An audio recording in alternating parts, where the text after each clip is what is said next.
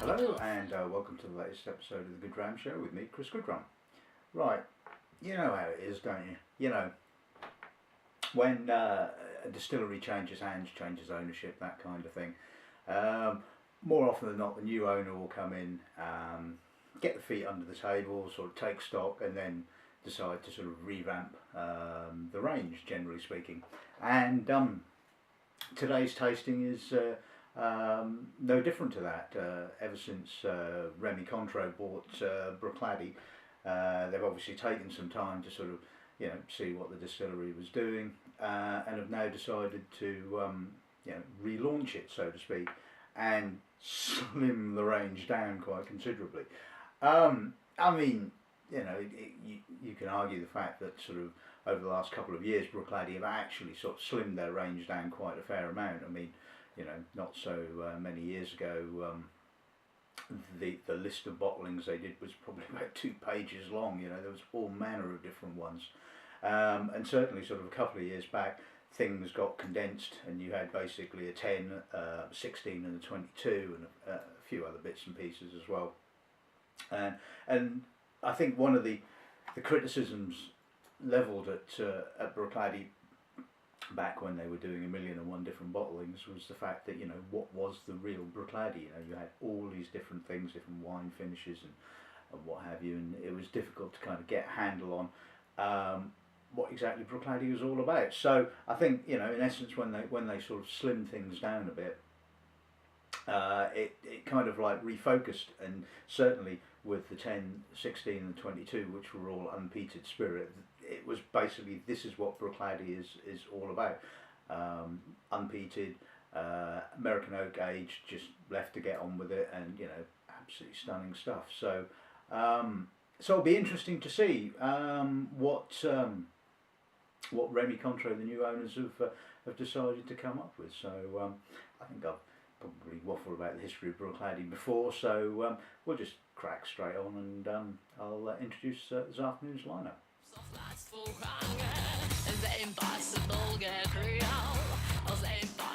Right, okay, so this afternoon's little lineup, as you know, sort of, Bruichladdich have been sort of probably at the forefront of sort of micro-provenance barleys and things like this, and the current range is no exception. It sort of starts off with all the age statements have gone, sort of kind of clean sheet, I suppose, and the sort of the flagship or the sort of standard bottling that they're releasing is called the Bruichladdich Scottish Barley.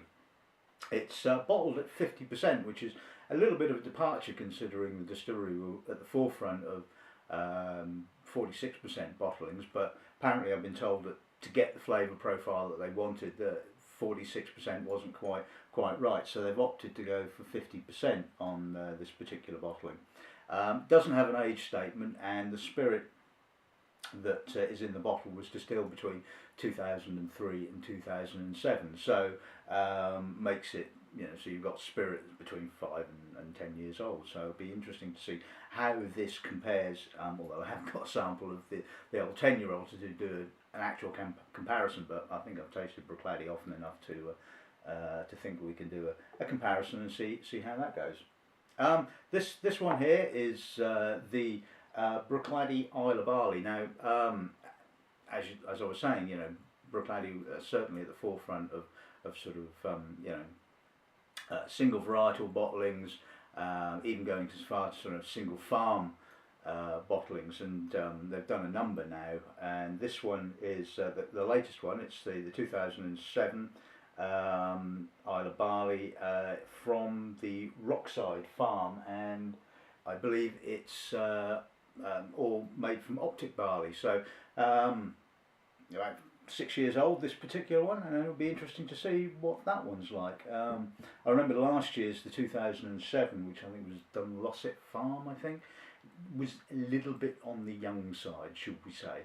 So again, only being 6 years old, we'll see how that one pans out. Now we're taking a rather huge jump up in age statements. This is the Black Arts 4. Now, For those of you who don't know, the Black Art's really nice, comes in a really nice tin, lots of alchemical symbols, looks very gothic, you know, kind of my kind of thing, you know. And I tasted the first release, ooh, what was that, 2, 3, maybe a bit longer, 4 years ago possibly. And what it is, it's basically old Bruichladdich and finished in a variety of different wine casks. And I'll be honest and say that the first edition was a complete and utter mess. It just basically the wine cask just swamped the whole thing. It really was sort of had no complexity, and I just really wasn't impressed at all. And I've never tasted it again since. It's just been, well, you know, just not done it. You know, I mean, it's not a cheap bottling. I mean, this is what, £200 odd, and well, anyway, the lowdown on this particular one, like I say, this is Black Arts 4, so the fourth edition of it. The spirit was distilled in 1990, which makes it a 23-year-old, bottled at 49.2%, and again, I believe it's a combination American oak, sherry, and whatever the wine casks it doesn't actually state. So after the last time I tasted this, well, I always keep an open mind when it comes to tasting, so I'm not going to sort of prejudice this whatsoever. I will just stick my nose in the glass and well, we'll see what happens. This one, now we're getting into the peaty ones. Now this is Port Charlotte Scottish Barley. Now, as you all probably know, Port Charlotte was released in a number of cask strength bottlings. This one isn't. This is 50% again. And so you had PC5, 6, 7, 8, 9, and 10, and they've done various multi-vintage bottlings of it, and now it's back again, but this time it's like I said, it's all Scottish barley. So again, you know, that the whole uber provenance thing is really important to the guys at the distillery. So let's see if that's how that one fares, shall we? And finally, this one. This one is good old Octomore. Yes, that monstrously peated malt that they produce. This one is 06.1, bottled at 57% and peated to a eye-watering 167 parts per million. So I've always loved the Octomore. What I've always loved about the Octomore, yes, it's hugely peated, but it's not one-dimensional. The complexity can be found within the sort of the peat character, and previous bottlings I've tasted, that's exactly what you get. So anyway, that's this afternoon's little lineup. Hopefully this will be quite an interesting tasting. So I think it's probably time to stop waffling and let's taste the first one then.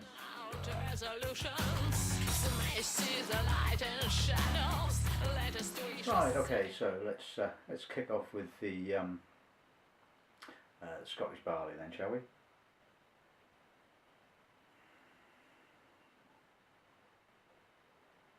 It's quite malty, fairly brawny actually by Bruichladdich standards. Little bit of citrus, a little bit of orange, quite coastal. It's quite young. I'm guessing from the nose there's a lot more of the 2007 end of the spectrum rather than the 2003 distilled spirit. It's got that sort of slight rose petally mar, a little bit of oiliness, a little bit of oily cereal. Yeah, but it's quite malty. It's doesn't quite have the usual sort of honeysuckle, apricot-y, floral elegance that you would normally associate with Bruichladdich. It's definitely more chunky, shall we say. Now then.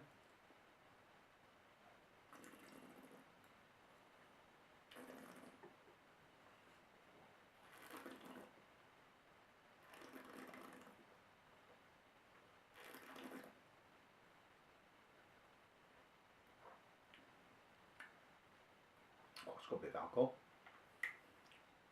Again, the palate is quite, like I said, chunky, malty, thick, quite coastal. I'm not getting a huge amount of fruit, it has to be said. I'm not getting the usual kind of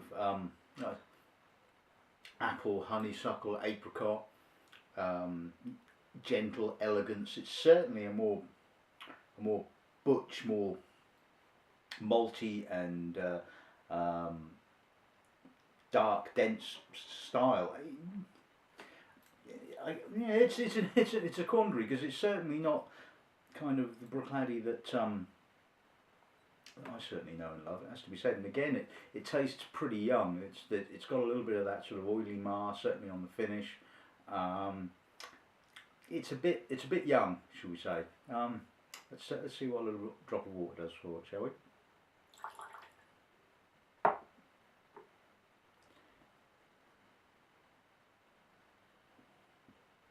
That's made it smell really, really youthful, really oily. A lot of cereal, quite coastally, citrusy, crisper, cleaner now possibly. Getting a bit more American oak now, a little bit more of the creamy oak. Probably a bit more sugars as well.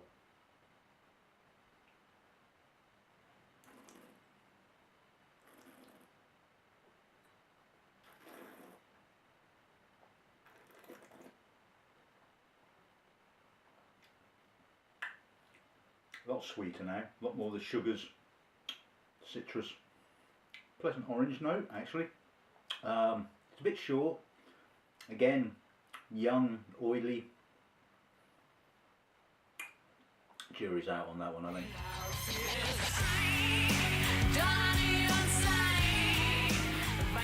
Right, okay, so let's move on to the 2007 Islay Barley then, from the Rockside farm.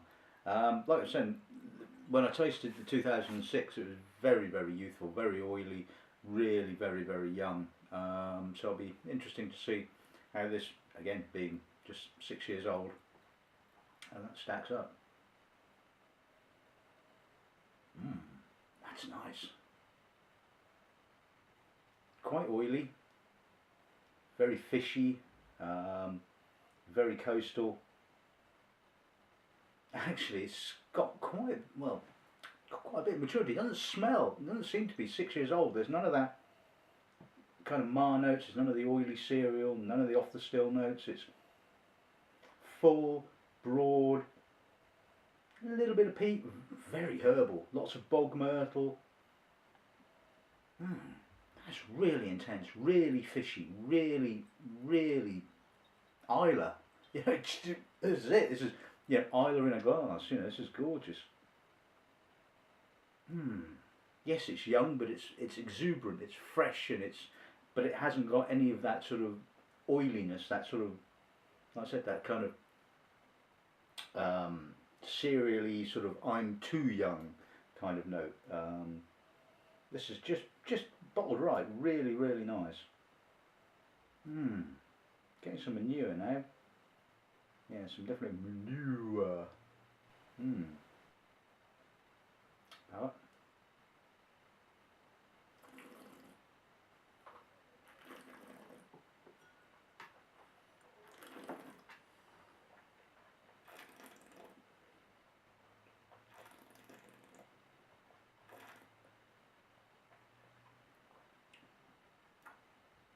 Whoa, that is manure on the finish. That is really natural. Again, quite oily, but getting a nice sweet Palm Violet note on the finish. It's kind of got a bit of a little bit of the sort of Bamor about it, to be honest with you, or certainly sort of old-fashioned Bamor. Maybe not, obviously not smoky as old Bamor, but it's fairly full-bodied. You know, rich, coastal, a little bit of that Palm Violet, a little bit of fruit, a little bit of peat, quite earthy, like I said, a lot of manure, fishy as well. really intense. I mean, this is just head and shoulders quality wise above the above this one, above the Bruichladdich sort of Scottish Barley.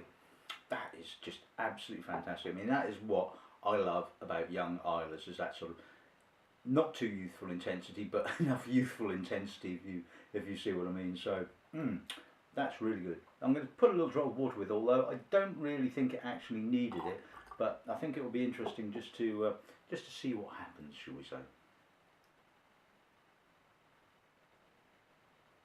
It's got a little bit sweeter now. Again, sort of not quite so butch, not quite so broad. Still quite stinky. There's still plenty of manure there, it has to be said. A little bit of coffee now, maybe. Yeah, it certainly shows that it is a young spirit, and it seems a lot younger now. You put a little drop of water with it.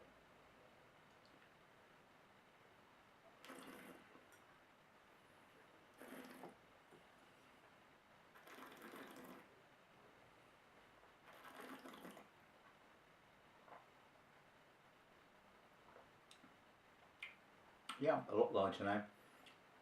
A lot more candied sweetness. Still quite fishy. No real peat at all now. That little peat note seems to have disappeared. Really spicy now on the finish. Getting a lot of spices just down at the bottom of my tongue. Yeah, I think I prefer that neat personally. I don't think, like I said, I don't think it really needed a drop of water. But yeah, that is very, very good.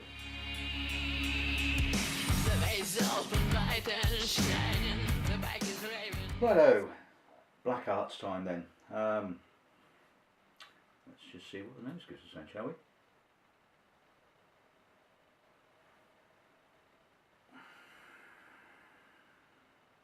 That's nice.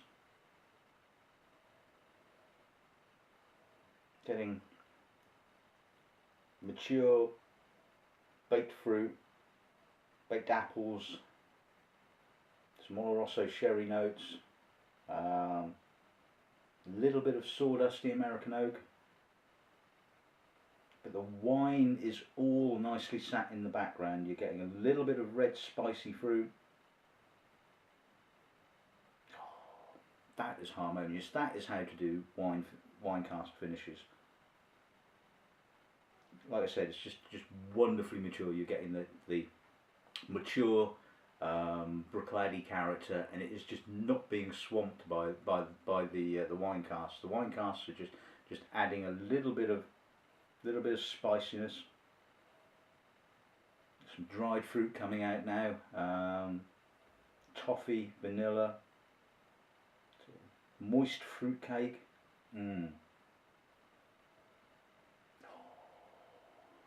I mean, part of me is I've never been a fan of kind of, shall we say, mucking about with old Bruichladdich. I mean, I've said it several times before, so many times before, that I think Bruichladdich is just best put in an American oak cask, left, job done. I mean, the 22-year-old that we've currently still got some stocks of, which is now obviously now obsolete, was just absolutely stunning. Absolutely stunning. But this is really good. I mean, I'm seriously impressed after having, like I said, after tasting the utter car crash that I think was the first edition. This is just absolutely spot on the money. Really good. Oh, it's just that mature Bruichladdich. Oh, it's just gorgeous. It just goes to show you just don't need gobbins of peat when you've got a spirit that matures this well. Palate.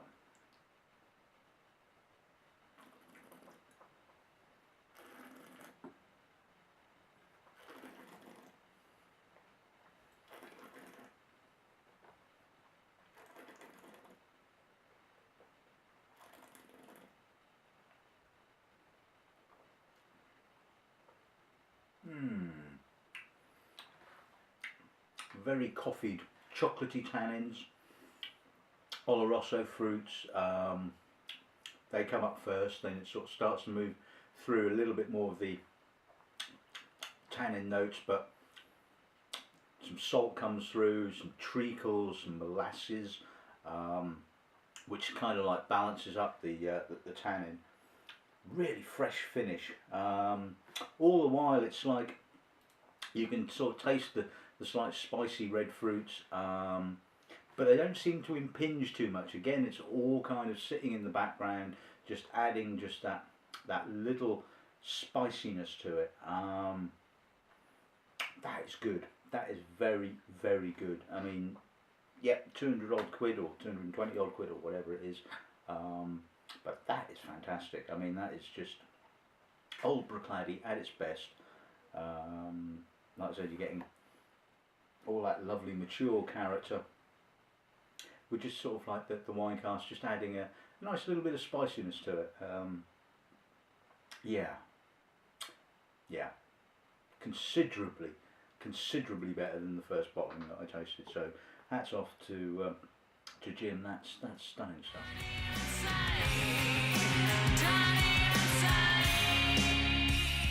Right, and on to the first of the two peated malts. Port Charlotte. Always loved Port Charlotte. Big fan of well, of the Port Charlotte and the Octomore. Although Bruichladdich have done a few peated ones over the years that I've not been particularly keen on. I think Peat Proposal was one of them, but the last forget what it was called, hey? The last bottling they did of Port Charlotte, which was again sort of 46% sort of multi-vintage kind of thing. That was really good. So anyway, let's see what the nose good is.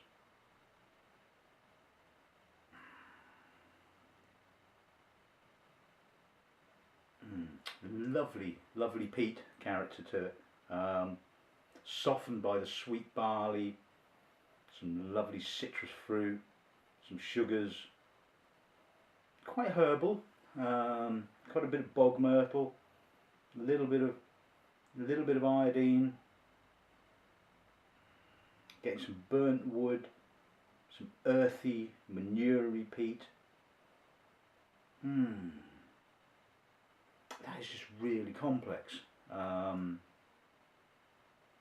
Again, sort of pretty youthful, but not too youthful. A little bit of loam, damp earth now. Some more iodine, more medicinal notes. If you love your peated malts, well, you know, I think this is peated to, I forget what it's peated to, it's probably about 40-45 parts per million, so sort of just under Lafroig, sort of Ardbeggy kind of level. But it's beautiful, absolutely gorgeous. Have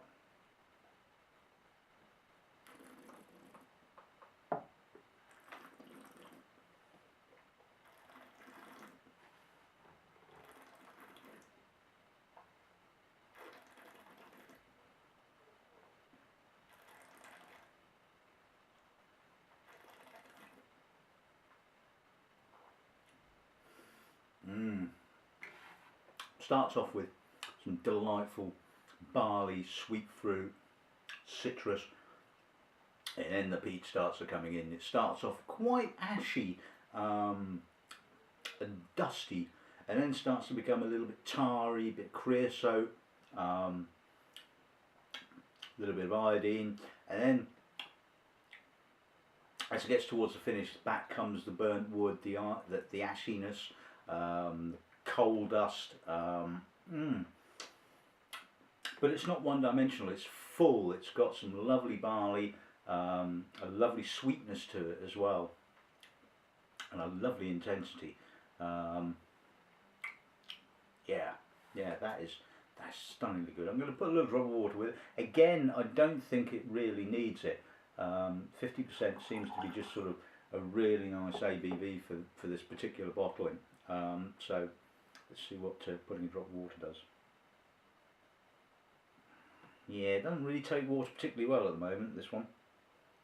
Kind of loses some of the body.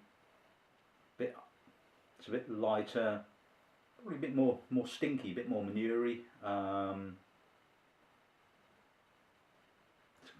little bit confected possibly, but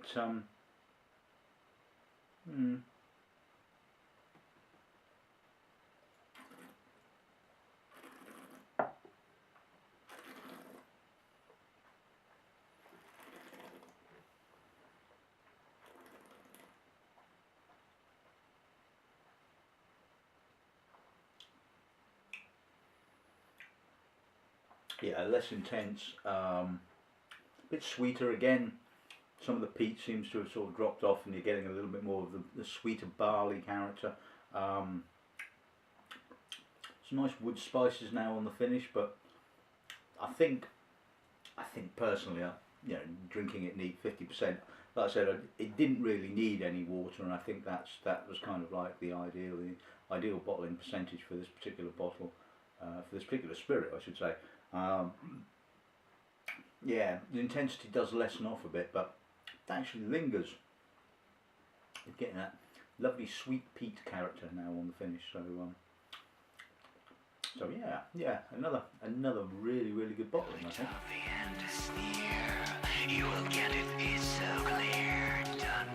Right, finally, let's tackle the beast then, shall we? Let's stick my nose in the glass, shall I?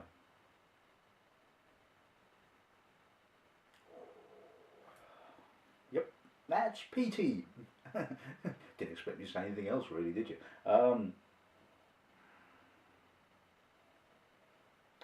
It's just, like I said to you, it's the complexity of the peat aromas with Octomore. There's burnt wood peat, dusty peat, a little bit of medicinal notes, manure. Yeah, there's a lot of manure, not a little bit of manure, there's a lot of manure. Alright, it's really stinky. But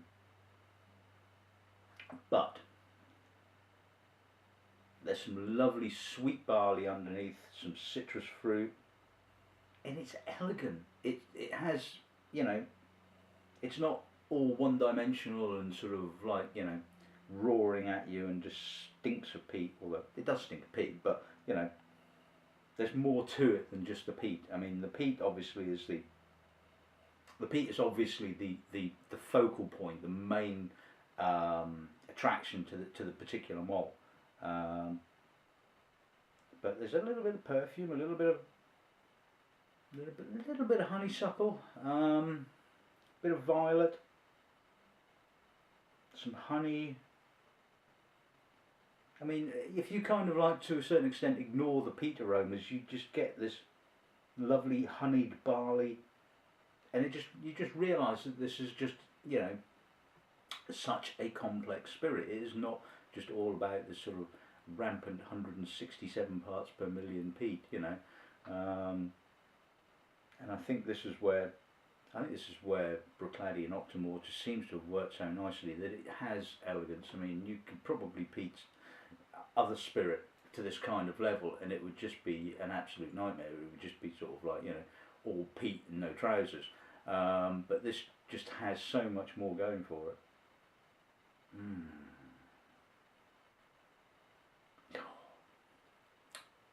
Really fishy now. Coastal, briny, phenolic, tarry. I mean, you could just keep going. You just stick your nose in, I'm getting something new every time I stick my nose in it. So it's just good. It's just really good. Anyway, shut up. Taste palate.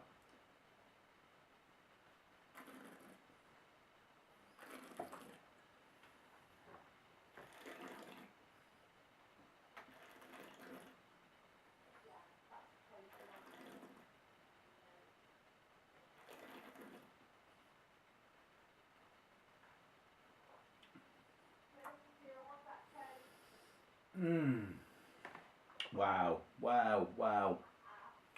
Where do you start? Again, like the nose, it kind of starts off with the sort of burnt wood, decomposed wood, vegetal peat. Then you get a little bit of dusty peat, a bit of creosote, tar. There's a lot of tar, a lot of creosote, licorice, treacle, light treacle. But again, it's really elegant. It's got a real coastal finish, a real salty finish. You just feel the sort of like, you know, combination of the alcohol, the salt just kind of really drives the finish. But the aftertaste is gorgeous. It's really chocolatey, a little bit of coffee, but really chocolatey. It's a kind of dark chocolate with a little bit of milk chocolate. I like my chocolate. Wow, that is just that's a hit. That's stunning, absolutely stunning spirit. Yeah, I think that the emphasis of the palate is a lot more on the peat, a lot less on the barley and sort of the spirit character, like unlike the nose to a certain extent. But wow, that's a hit. I mean, you just go. Let's stick a little drop of water and see what happens.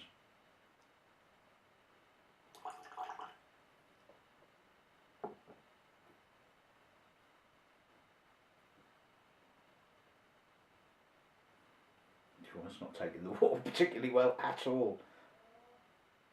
It's gone really oily now. Still quite manurey, still stinky, but peat is, well, I wouldn't say quite vanished, but is nowhere near as intense. Bit more citrus now. Dusty, probably a little bit dustier. Certainly nowhere near as complex. Now it's not taken the water at all well. Well, maybe a bit more herbal now, I guess. Yeah, more clove, camphor. Maybe I don't know. Maybe I'm being a little bit hard on it. Maybe it does take the water okay, but you certainly, I think you lose the intensity, big time. But maybe it's become a little bit more complex. Yeah, getting more sort of grass, herbs, probably some of the, I guess some of the more hidden aspects to this particular spirit, certainly that hidden by the peat. So maybe I'm a little bit harsh in saying that it doesn't take the water well. That was kind of like an initial feeling, and that's the thing with tasting whiskey, is that a lot of the time you get an initial impression, initial feeling, and which sometimes is quite correct and kind of sticks with you as you're kind of tasting the whiskey, and then other times you sort of like, you kind of change your mind a bit. You sort of think, well, hang on, maybe it's not quite so whatever, Anyway, palate.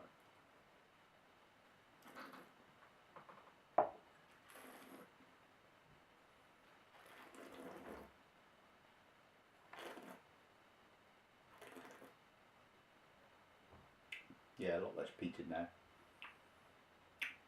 Sweeter. Get some real Parma violets now, some real sweet violety, sweet Parma violet sweets. Dustier, earthier, less intense again. Still very salty on the finish. I just think that I'd rather go with that neat, but I don't think it does. I don't think it sort of takes water too badly, to be honest with you. Like I said, revise my opinion of that initial gut feeling. But God, that's gorgeous though. That really is a gorgeous spirit.